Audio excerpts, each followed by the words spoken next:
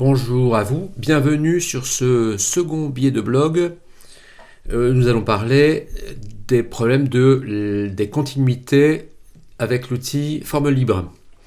J'ai un petit peu préparé le terrain, c'est-à-dire que j'ai réalisé une forme à partir d'une spline qui est ici et raccordée sur des arcs tangents. Et puis j'en ai profité aussi pour tracer une tangente ici à la spline. On verra tout à l'heure à quoi elle va nous servir. Donc, première chose que je vais faire, c'est que je vais aller taper les lettres FORM dans la barre de recherche des commandes, cliquer sur la loupe et vous voyez ici, je vois apparaître l'outil dont j'ai besoin.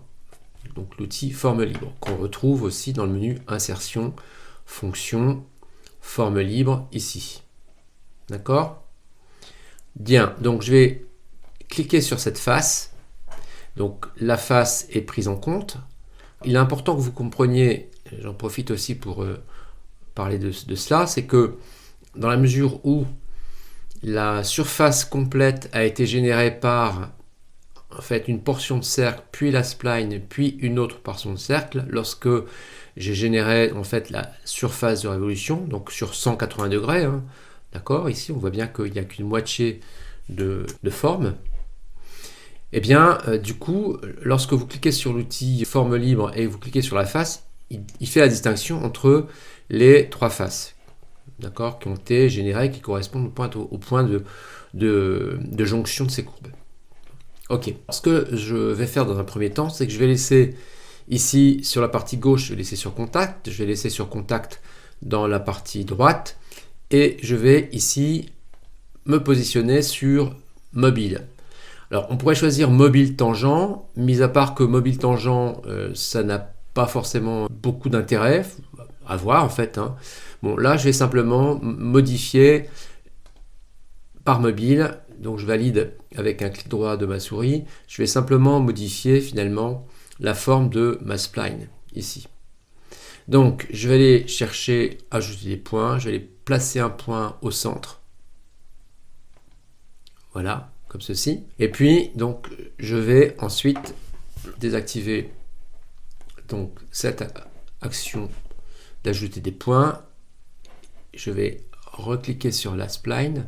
Donc le fait de recliquer sur la spline me permet de visualiser donc le point que j'ai créé.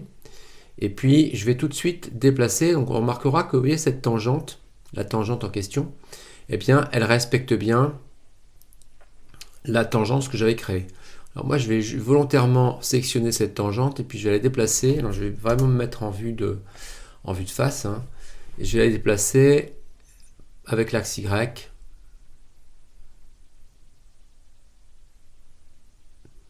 Voilà, pour la positionner, par exemple, à peu près comme ceci, et pratiquement à l'horizontale. Peut-être la descendre encore un petit peu. Voilà. Voilà. Ok. Donc, je vais maintenant aller sur, donc je vais recliquer sur ma forme ici, je vais ressaisir ce point là, et je vais monter sur Y, je vais déplacer ce point, je vais l'amener à une valeur assez importante. On va par exemple taper une valeur de 25. Voilà, donc ce que je voudrais vous faire observer, c'est que on voit bien que la courbe ici, hein, elle passe sous, on voit ici en pointillé violet, elle passe sous la forme initiale. Donc la tangence, on est bien d'accord que la tangence n'est plus respectée. Donc très bien. Donc je vais faire un petit zoom à nouveau. Et puis, on va aller placer sur tangent. Et on voit qu'en effet, hein, je récupère la tangence de ma déformée, vous voyez, par rapport à la tangente initiale. Donc, on retrouve cette tangence. Très bien. Donc, je vais pour l'instant valider ce truc-là. Donc, je vais valider la forme libre. Et puis, je vais revenir sur l'esquisse qui m'a servi à créer cette forme. Donc je vais éditer la spline ici et je vais vous montrer un petit peu les caractéristiques de cette spline. Donc je vais faire un clic droit sur la spline. Première chose, je vais afficher le rayon minimum. Donc le rayon minimum, il est ici et il vaut 145.84. D'accord? Je vais aller maintenant ajouter un contrôle de courbure. Je vais faire un zoom assez important. Voilà, pour bien placer au bon endroit mon point. Donc je vais me placer ici. Voilà, donc vous voyez, il vient de placer un contrôle de courbure. Et si je clique dessus, eh bien, je vois apparaître cette valeur 185, 83, 84, puisque c'est un petit peu arrondi. En tout cas, ça correspond bien, 145, 84. Donc ça correspond bien au rayon de courbure minimum. Je vais refaire la même chose. Donc je vais faire un clic droit, je vais faire ajouter un contrôle de courbure. Et cette fois-ci, je vais mettre ça au niveau de la jonction de l'arc avec la spline, c'est-à-dire ici. Je vais cliquer sur la petite flèche brisée et on voit que j'ai une valeur de moins 176.078. On met ça de côté dans sa tête, moins 176.078. Je valide mon esquisse, voilà, et je vais revenir sur ma forme libre. Donc je vais rééditer ma forme libre comme ceci, voilà. Et puis maintenant, ce que je vais faire, donc je vais pas revenir sur la forme libre tout de suite, plutôt ce que je vais faire, c'est que je vais ouvrir une esquisse dans le plan de face, et puis je vais aller désigner la courbe déformée qui est ici, d'accord? Et je vais faire convertir les entités. Donc je récupère exactement cette courbe déformée, alors qui est ici totalement contrainte. Nous allons, en la sélectionnant dans les propriétés, nous allons supprimer la relation sur arrête. Donc je fais un clic droit, je fais effacer. Voilà. Et je vais convertir cette spline.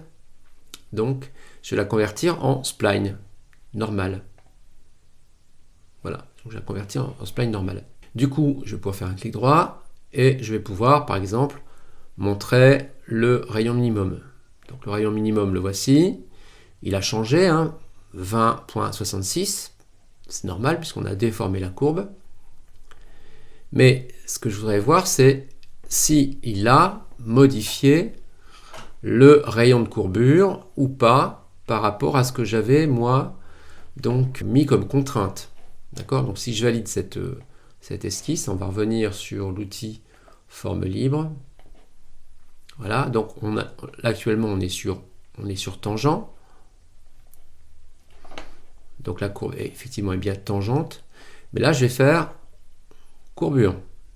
Vous allez voir que la forme va être modifiée.